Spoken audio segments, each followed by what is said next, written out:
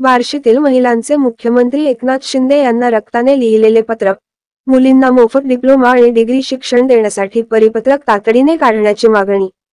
बार्शीतील महिलांनी मुख्यमंत्री एकनाथ शिंदे यांना रक्ताने लिहिलेले पत्र पाठवून मुलींना मोफत डिप्लोमा आणि डिग्री शिक्षण देण्यासाठी तातडीने परिपत्रक काढण्याची मागणी केली आहे. समाज परिवर्तन महासंघाच्या पुढाकाराने हा आंदोलन उभा करण्यात आला असून सर्व जाती धर्माच्या मुलींना उच्च तंत्र शिक्षण मोफत मिळावे या उद्दिष्टाने हे प्रयत्न सुरू आहेत. 9 फेब्रुवारी 2024 रोजी उच्च तंत्र शिक्षण मंत्री चंद्रकांत पाटील यांनी राज्यातील मुलींना 1 जून 2024 पासून मोफत डिप्लोमा आणि डिग्री शिक्षण देण्याची घोषणा केली होती.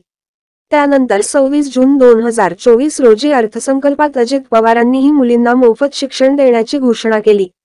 परंतु जुलै महिना सुरू होऊनही अद्याप सरकारकडून मोफत शिक्षणाचे परिपत्रक (GR) जारी झालेले नाही. या आंदोलनात महिलांनी आपल्या मुलींच्या शिक्षणासाठी तातडीने परिपत्रक काढण्याची मागणी केली आहे. हे पत्र लिहिणाऱ्या श्रद्धा अजय पवार यांनी आपल्या रक्ताने लिहून मुख्यमंत्र्यांना पाठवले आहे. त्या म्हणतात, हा महाराष्ट्र सावित्रीबाई फुले, अहिल्याबाई होळकर, जिजामाता, फातिमा शेख अशा कर्तबगार महिलांचा आहे. मुख्यमंत्री महोदय, आपल्या डोळ्यासमोर आपले लेकरू मरत असेल तर त्याच्या वेदना काय असतात हे आपल्याला ठाऊक आहे.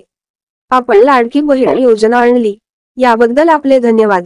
बहिणींच्या लेकराच्या शैक्षणिक भविष्यासाठी विचार करून तातडीने मुलींच्या मोफत शिक्षणाचे परिपत्रक काढून लाडक्या बहिणींना खरी भाऊबीज ओवाळणी द्या.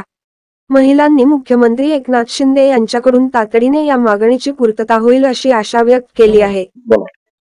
नमस्कार, माझे नाव श्रद्धा अजय पवार. मी समाज परिवर्तन महासंघ या संघटनेची सचिव आहे. हे पत्र मी मुख्यमंत्री साहेबांना माझ्या रक्ताने लिहून पाठवत आहे. मुलींना डिप्लोमा डिग्रीचे मोफत शिक्षणाचा जार लवकरात लवकर काढावे ही विनंती. जसा लाडकी बहिणीच्या योजनेचा जसा जार काढला तसा शिक्षणाचाही लवकर काढावे हे त्यांना मी विनंती करत आहे. तसेच मुलांचाही मोफत शिक्षणाचा त्यांनी विचार करावा ही विनंती.